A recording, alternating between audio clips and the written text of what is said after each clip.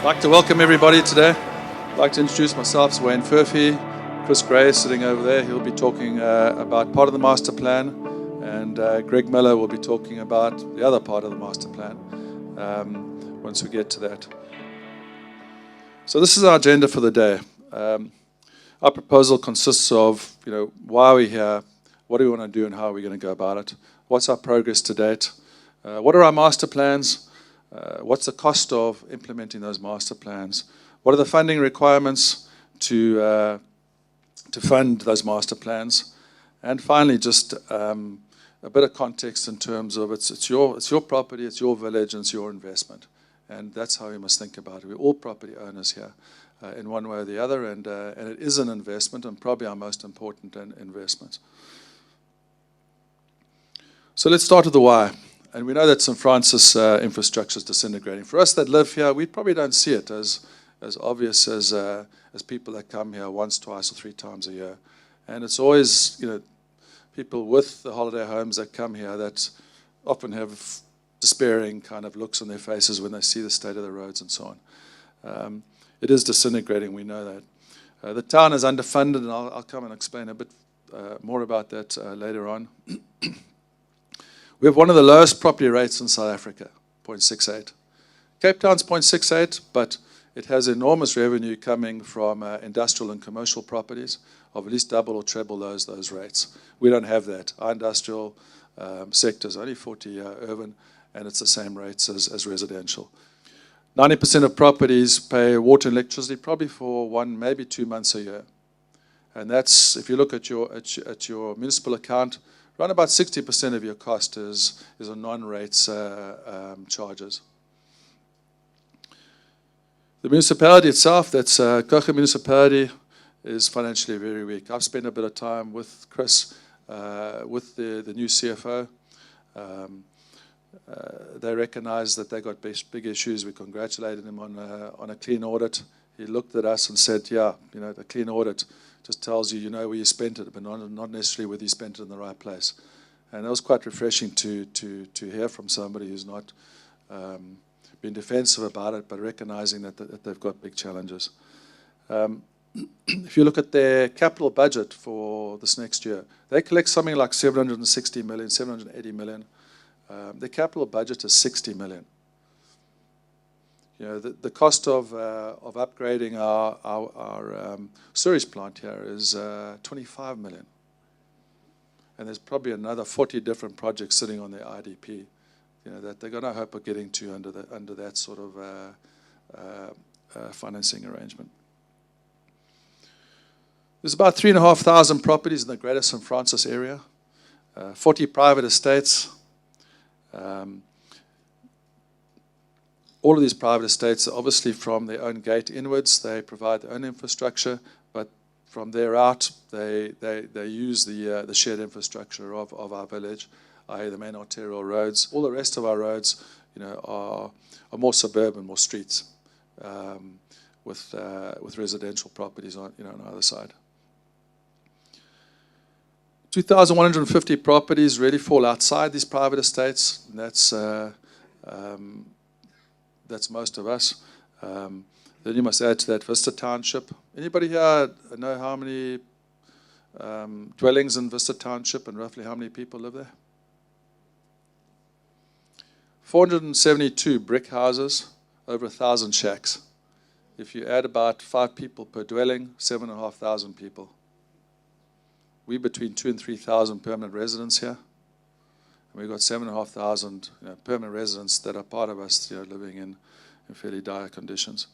So Vista Township is something that forms really a part of how we're thinking about the way forward.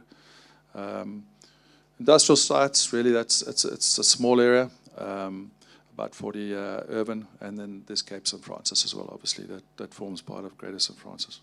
So we have 3 options here. We can either make things happen, we can watch what happens, or we wonder what happened.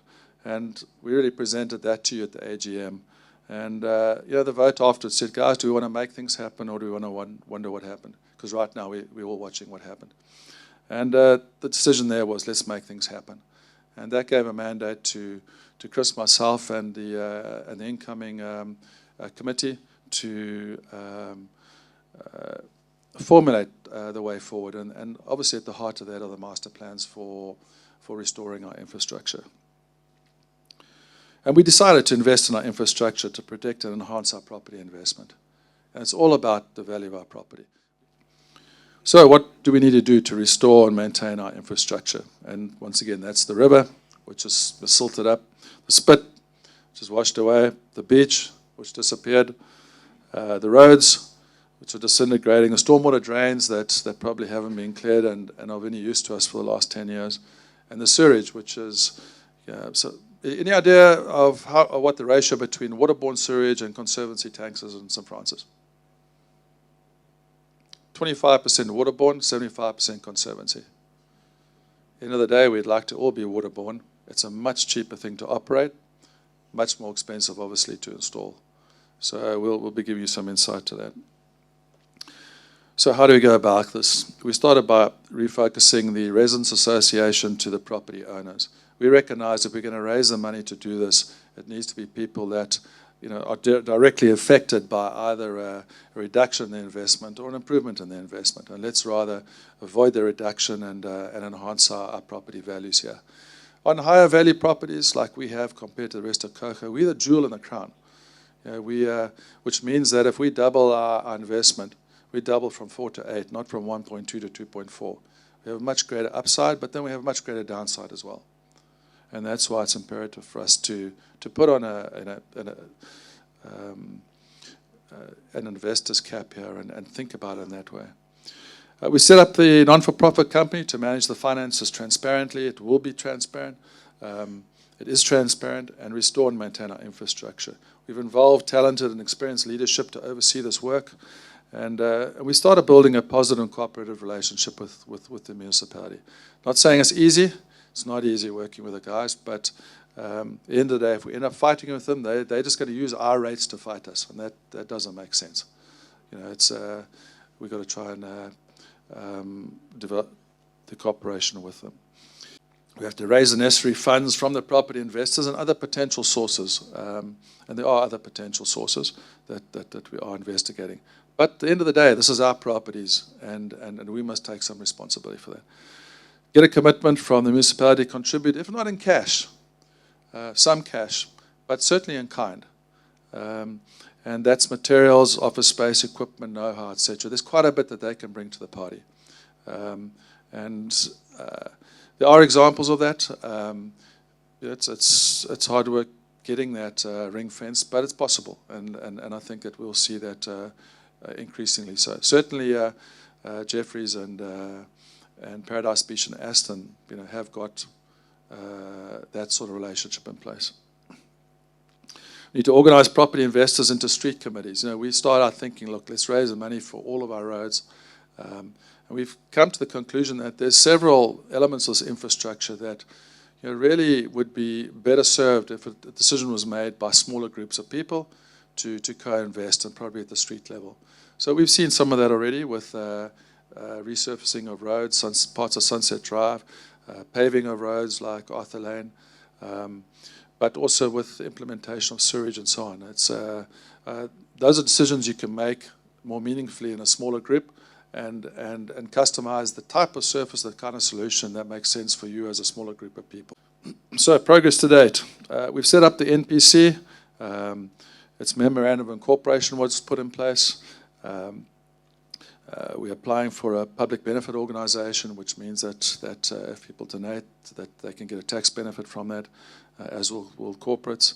And we opened the bank accounts, which you would have seen.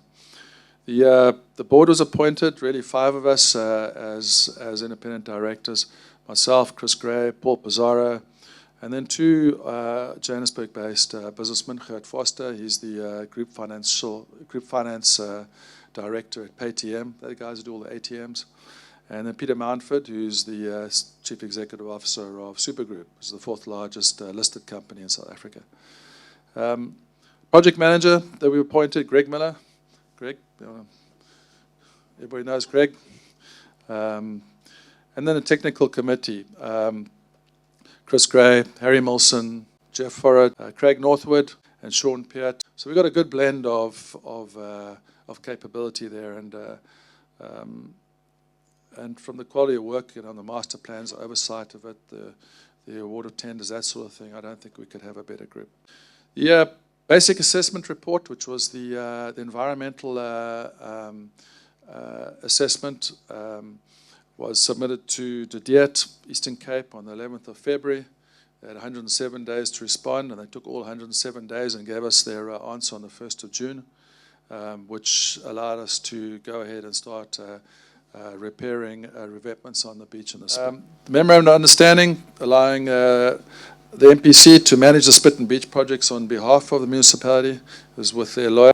They actually received it in February, but only got around to it a few weeks ago. The council still has to approve the MOU once it's put in place. That won't happen until after the elections, and they then decided to send it to De Deert, as De Deert hold the municipality directly responsible until any other agreement is presented to them. Fundraising, we started with 12 of us donating 150,000 Rand. That was collected during the April to June period, largely triggered by the authorization. Additional smaller donations have been also received during that period. So we're just under 2 million in terms of our startup. We've committed funds to EASPE, which is they were guys that the municipality put us in touch with, who had been paid by Provincial Roads to do a survey of all the roads in Cocha. So they had all the road mapping that we needed for our master plan. We met with them, and they gave us a proposal to do a survey for our arterial roads that we wanted to start with, and that's 82,000. We hired a project manager, and we're developing a new website. So our new website will be launching soon. Colin Watts assures me. He's somewhere at the back there, I think. No pressure, Colin. Master plans have been drawn up for the roads, the stormwater drains and sewage, and phase 1 of the beach and spit repairs. Master plans for the roads and sewage are based on plans received from ESPE and Oricon, respectively. We had battled to try and get these plans, but about probably a month and a half, 2 months ago, we made some headway on the road side, and the Oricon then contacted us through Chris Roberts and mentioned that they had detailed plans for sewage, which they've now shared with us. And costs have been calculated for each of these master plans. The Worley-Parsons report, which was completed in 2013, which was really what's the long-term solution to our beach, spit and river problem, was finally approved by the council about a month ago, a few weeks ago, which means that we couldn't proceed with phase 2 until that had been approved. And it has been, so that allows us to move quite aggressively onto phase 2.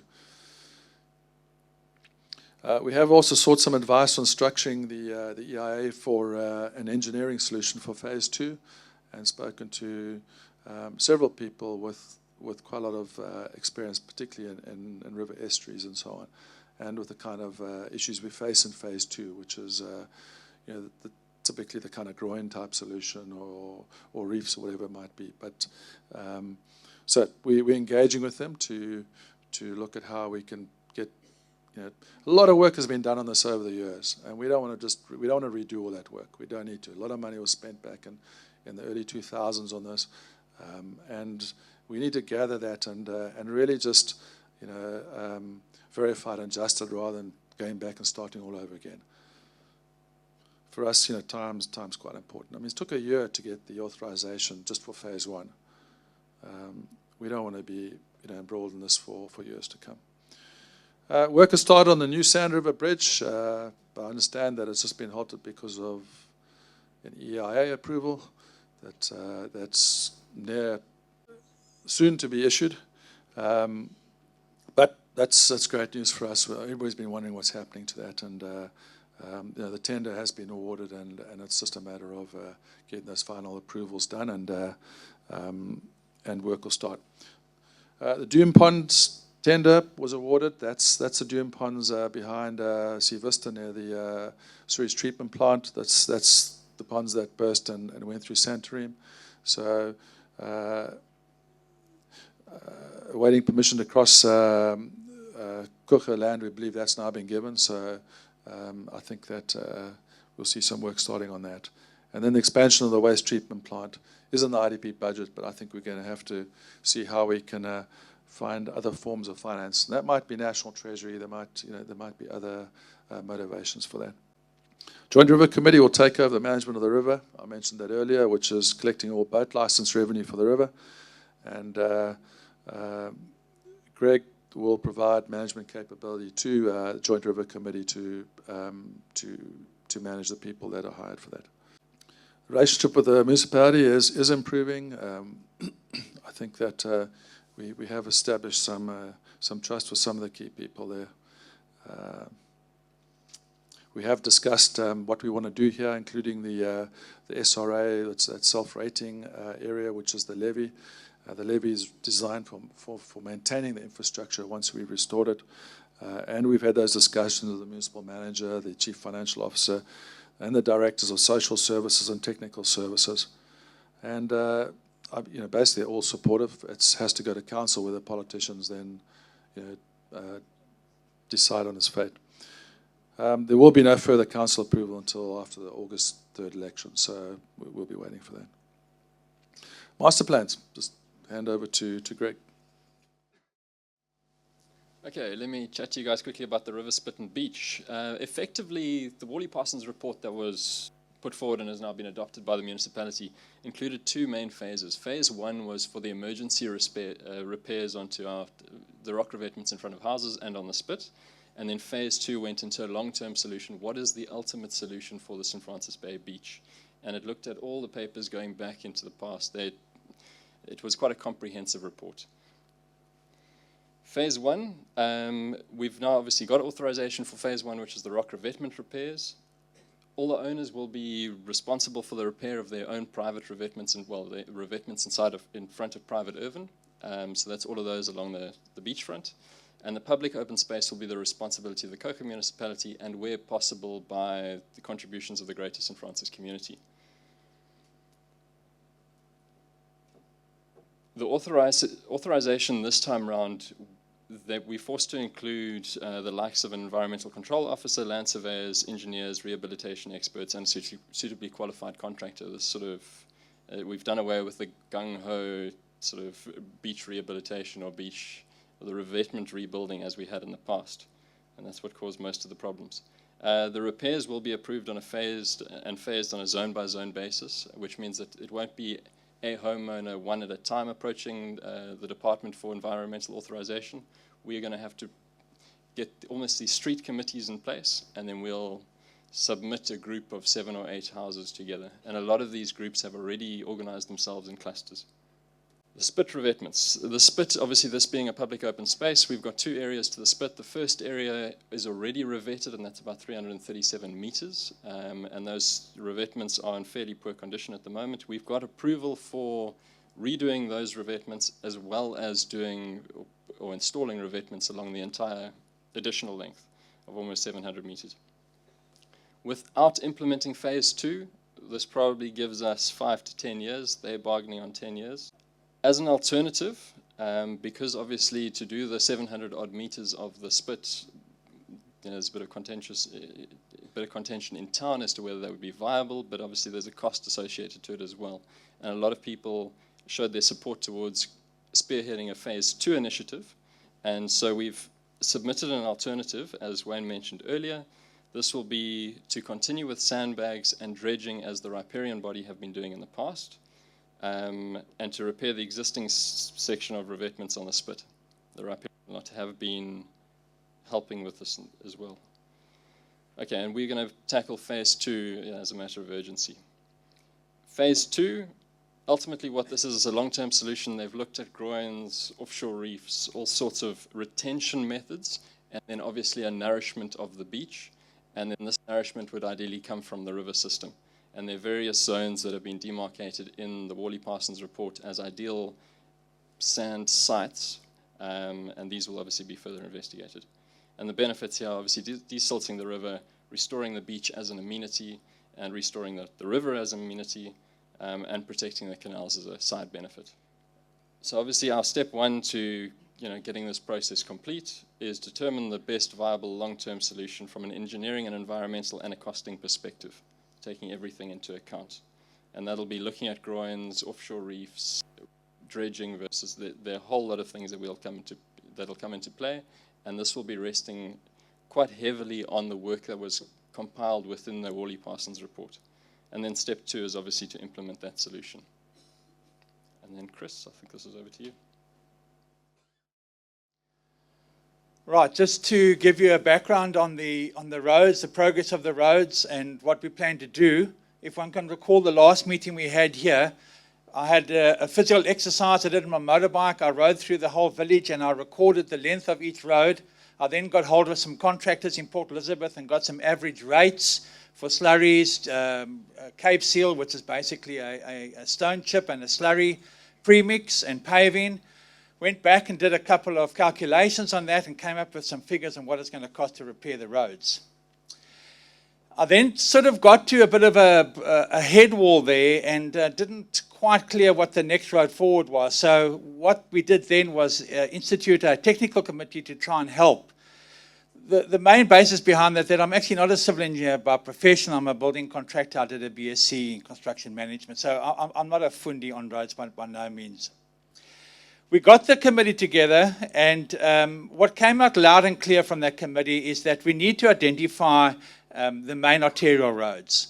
And in that being the roads that take the most amount of traffic. If one travels up and down Lime Road South, invariably a car or two will pass you, or there will be a car or two ahead of you.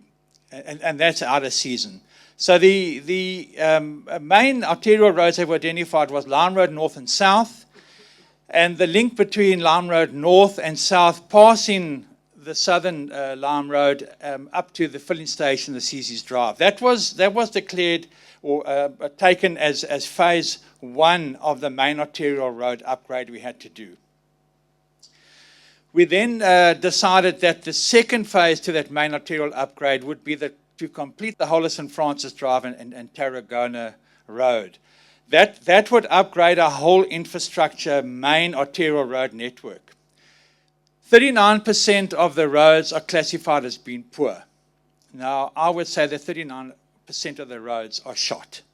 They are really in a poor state of repair. When one doesn't do maintenance on the road, the deterioration of the road escalates at a lot faster pace than one realizes. And just living in the street where I am, on the canals, the roads are deteriorating almost on a daily basis. I mean, just ride through the roads today after the weekend raids, and you just see the potholes springing up like pimples on a teenager's cheek. We then got some advice from the technical committee, and the technical committee probably consists of about 120 years of combined engineering experience. So as a group of people, we're not going to get any better, folks. I mean, that is really, we've probably got the best set of brains to help us. And they had a meeting with Engineer Advice and Services, and it was agreed to spend a sum of 81,500, including VAT, for them to do a total survey on the arterial road being Lime Road North and South. That survey has been physically done, and what we would then wait from them is a method statement and a specification and costing on what it's going to cost to actually upgrade that road. I can just give you this drawing. Okay, you obviously can't see much, but that was the initial drawing we got, showing the classification of the roads and the arterial roads that we wanted to get together. When we initially tackled the roads, we wanted to do everything. That was our sort of concept. But we came to the conclusion that it's actually physically impossible to do that. So what we have embarked on is a concept of street committee, where people within a section or a street or a section of the canals or whatever suburb that one resides in, to get together and try and determine how it's best to save your road, whether to put a slurry on it or whether you want to go for the Rolls Royce of a brick pave, And then to come back to the MPC with Greg and to try and guide you as to contractors and help you secure the necessary skills to do it. Probably not so prevalent for people that live in St. Francis because you are here, but definitely for those that live up on the reef and that, or live out of town, they haven't got the time or the expertise to get involved in that. So we would be able to provide that service.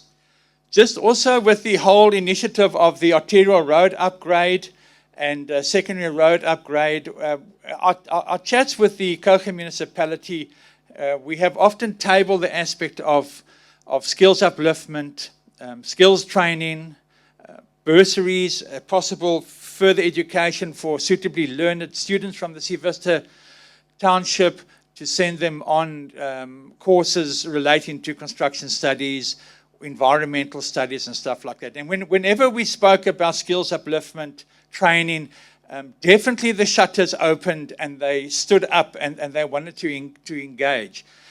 Our initiatives with skills upliftment and training won't cost us anything. When we get involved in training people that are unemployed and that are youth, there are a lot of bursary schemes out there that would be able to assist us. So it's one of the other links in the chain in the whole upgrade of the infrastructure. Right, just a photograph here of Arthur Lane. Arthur Lane is the little section just off Mayor's Circle near the restaurant. This was an initiative by the property owners in that area. It's just a pity we haven't got a before and after photograph, but that cost the property owners in the region of about 15,000 Rand per property owner.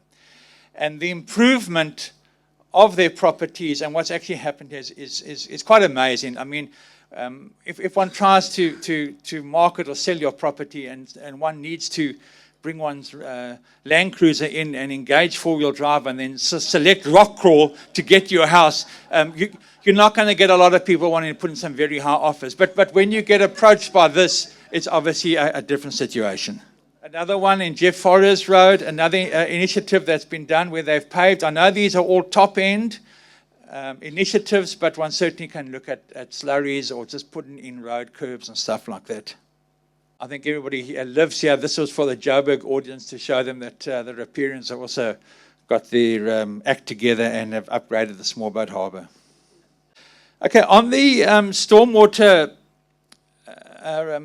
work on the stormwater system, the message came loud and clear from the folk that serve on the technical committee that the first priority before we do anything is to get the water off the roads. Getting the water off the roads is the main reason to try and prevent further deterioration of the roads, simply by the fact that water gets underneath the roads, it deteriorates the subbase, it forms a concept of pumping, so when one rides along, it lifts in other sections and breaks up the thin tar that is on the road.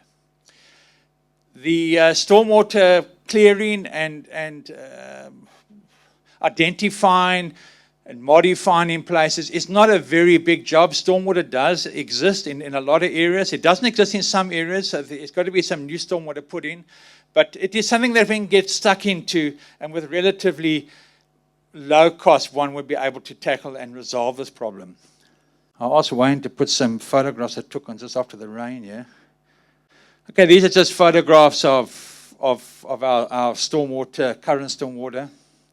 This is a catch pit, old catch pit. There are a lot of these catch pits that actually are in the area, surprisingly. They're either broken or people have grassed over them, but they do actually exist, and the pipes do go into the canals. It's a picture of a catch pit just up the road from me. This is a Lime Road entrance stormwater drain. This photograph doesn't do a lot of justice, but there's several catch pits that have been properly built, but that are about 300 millimeters higher than the actual road. Now, I thought I had the workmen working for me when I was in construction that did stupid things on the site, but here's an example of something else. On this photograph, if you look at the bottom, somebody's gone along and bashed a hole in the bottom, in the side of the catch pit to try and make it work. And now that is also filled up with ground and stuff. This photograph just up the road from me, I didn't go too far because it was raining. This I took this morning. One can see just a catchment that is built, probably hasn't been cleared. The road has built up with sand along the side. It functions. There's a 300 millimeter concrete pipe that goes from that pipe into the canals. It's just really, really minor cost to get these things up and going. This one here, all the catch pits are on the wrong side of the road and they're higher than the road. Here are the catch pits here, and one further down here. But still a relatively inexpensive exercise just to pipe from that main pond across to the catch pit. This one here, the golf course has done a nice little damming project for us and kept the water on our roads. I suppose they don't want to flood their greens. The construction work related to stormwater upgrade and clearing the stormwater upgrade, we plan to do ourselves. We plan to partner with one of the bigger contractors that would hopefully help us with labor and running the labor costs and stuff through that contractor. But just really a pick and shovel and a minor planting equipment to get going with it. On the sewage, Wayne has alluded to the fact that there's only 1,600 houses that, not only, there are 1,600 houses that still have to be connected to the sewage system. The costs are in the region of 106 million, and it averages out at 66,000 Rand per house. But there are areas that we could probably tackle, and I think the canals is a problem because a lot of people have been very naughty and have converted their conservancy tanks into septic tanks. And that septic tank problem is seeping into the canals. And I know Simon was telling us there are some readings that are not grand for our children to swim in. Septic tanks are illegal. We didn't have a lot of information on the sewage system. We've collected just about everything we need. We've collected the drawings that show the work that still has to be done. On the drawings, it shows you all the main sewage runs, where the pump stations are. So everything that we have got, it's just that we haven't got the money to go and do it. All right, that's all from my side. Right, so what you guys really came here to see, what's the cost? Okay, one slide. So on this, the Spit and Beach Repairs Phase 1, total of 21 million. That's just under 5 million for the repair of the existing revetment on the Spit. Repairers have just been pumping sand behind that in the last month or so to stabilize that, and it just shows what a dredging operation, how quickly you can make an impact. But to be compliant with the authorization, that whole revetment has to be built differently.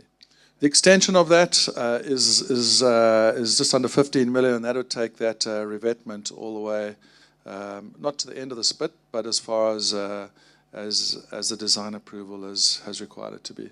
We have 2 years in which to implement the authorization. We don't do it within 2 years, or start within 2 years, that authorization falls away. So it's really our choice.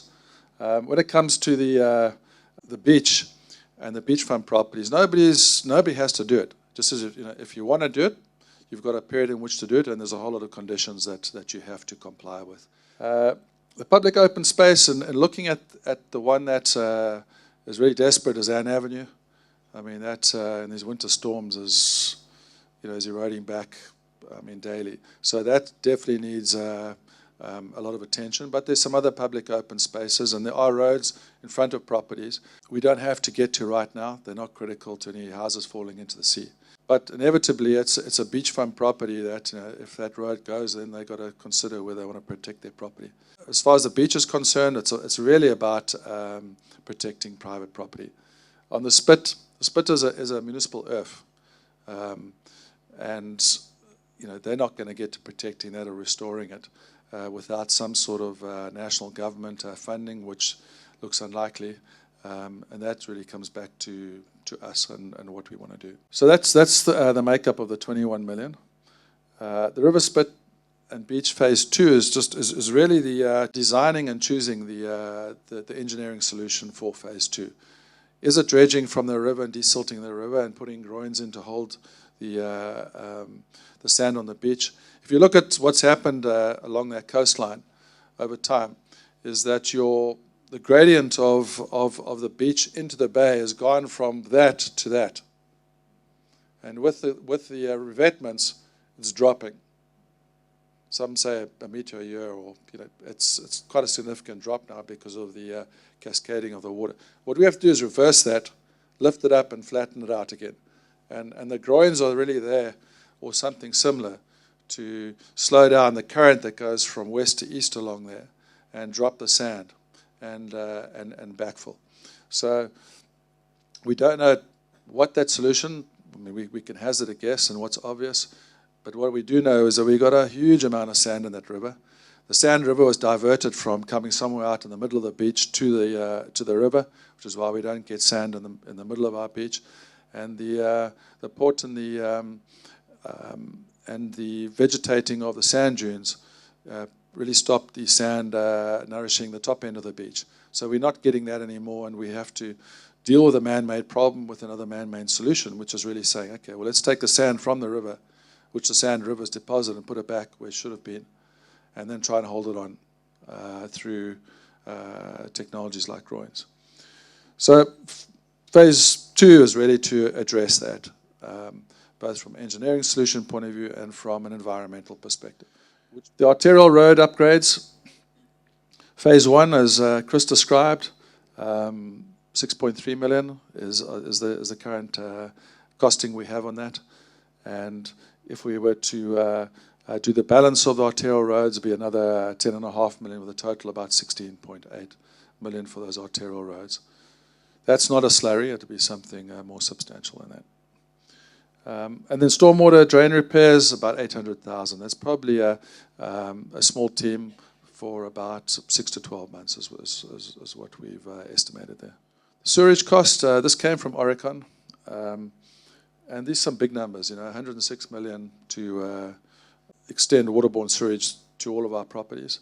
It works on an average of 66,000 per property. If you add the 25 million for the expansion of the waste treatment plant, they're talking about 130 million or so. So we are looking at, and we just kept this out of our priorities right now. We need to look at what governmental funding there is available for this, how to work with the municipality to see if we can motivate national funding for this kind of thing. So that's one of the things that we will address. So that comes to funding requirements. Funding of 39.7, call it 40 million, to what it includes is spit beach and public open space revetment repairs. Bear in mind that none of these we've been told we have to do, but if we do decide to do them, we have to do it in a certain way. The river spit and beach phase 2 is included in here, the arterial roads and the stormwater drains. What we excluded is the private property beach revetment repairs. Aldebaran Run, for example, there's a group there that are well down the track. They've got their quotes. They've looked at who they should be appointing, and they're well underway. And I think what they're learning and what they have is something is a methodology for the other zones when they're ready to move, if they want to repair those. Also excluded is implementing the phase 2 solution. We don't know what that's going to cost. We have no real idea on that. We've got an idea of cost per property frontage for the different types of solutions, so we can certainly help with that.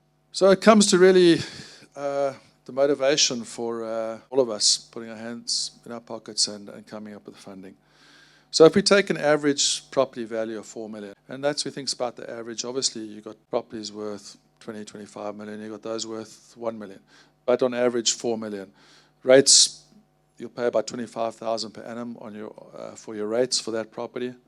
A 10% reduction in value due to this deteriorating infrastructure, if you can sell your house, represents a loss of about 400,000.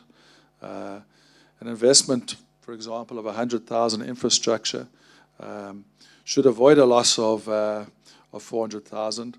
And earn an improved value of 15%. The 15% we get from, if we put a levy in place for the maintenance of this infrastructure. globally, where particularly in the US, Canada, and parts of Europe where SRAs are quite common, the general research on it is that those properties that in areas that implement this sort of levy can expect an improvement in value of about 15%, almost immediately. You can see that in Cape Town. There's 33 of these arrangements in Cape Town. The CBD in Cape Town, Central Business District, implemented theirs in 2009. Since then, they've tripled the rates collected out of the CBD, which means the value of those properties have tripled. So you avoided 10% loss, you gained 15%. That's about a 1 million gain, which is a 10 times return on your investment over 5 years. If you're putting in 50,000, there's a 20 times return. You're not getting returns like that on any other kind of investment in South Africa. So we think St. Francis is underfunded by some 35 million per annum. That's what it would need to support the kind of infrastructure that we have. It's not been spent. That's why we've seen a sharp decline in the quality and the condition of our infrastructure. And if we paid it, the municipality would use it elsewhere. Which is why, if we pay it to them, it must be with an SRA structure. For the levies, for example, they are obligated legally to pay it back. They have to put bylaws in place, and it has to be approved by National Treasury. They can't use it for anything else. So let's raise and spend our own money how we see fit, and we've given you some sort of perspective how we think that should be. So what should each property owner invest? There's been a lot of debates. Everybody should pay the same. I don't think that's fair. I think we think it's determined by the value of your property. That's an 8 million rand property that gains 20%. It's 1.6 million, as opposed to a 4 million property that gains 20% is 800,000. So properties in value have greater upsides and greater downsides, depending on their value.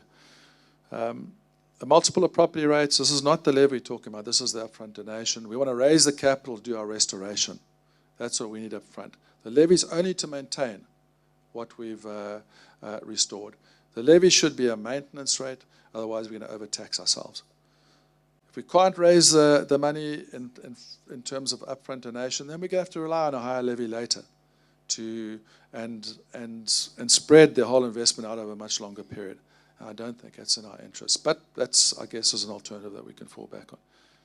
We want to pay the donation up front or monthly. I mean, a lot of people don't have that sort of cash, or it's invested, and there's no reason that it shouldn't be paid over a year or 2 years on a monthly basis. One of the guys in the committee said, I'll pay 150,000, but right now that sort of cash is used in my business. But I'll pay you 10 grand a month over 15 months, because that I can afford. So, there's many ways of doing this thing. And for those that really can't afford it, and there are a lot of people on fixed incomes that would struggle to do this, doesn't mean that you don't contribute anything, but there's also in kind. There's work to be done here. There's a lot of things that we'd have to pay others to do. So there's a lot that can be done in kind, and come talk to us.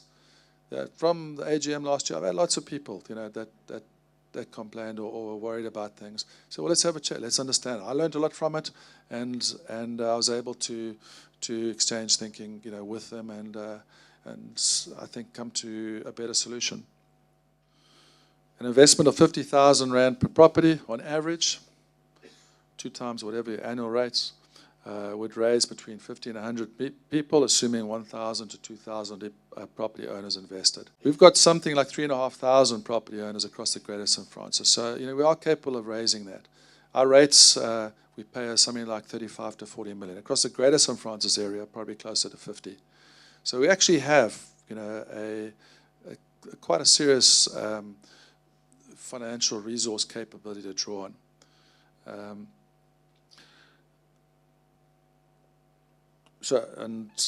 This can be paid off over a period of time or donated up front, and we know some property owners can't afford this. Come talk to us. So that's open for questions. That's our message to you, and ready for some questions.